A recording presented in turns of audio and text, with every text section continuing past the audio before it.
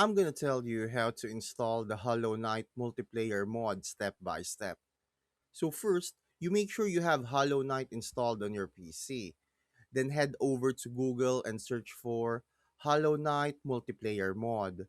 You're looking for the mod called HKMP. Download the latest version of the mod along with the mod installer. And once downloaded, extract the files using WinRAR or 7-zip or whatever extractor you have. Next, open the mod installer and point it to your Hollow Knight game folder. This is usually found in your Steam library under Browse Local Files. Inside the installer, look for HKMP in the mod list and click Install. Wait for it to finish. It only takes a few seconds. Now, launch Hollow Knights.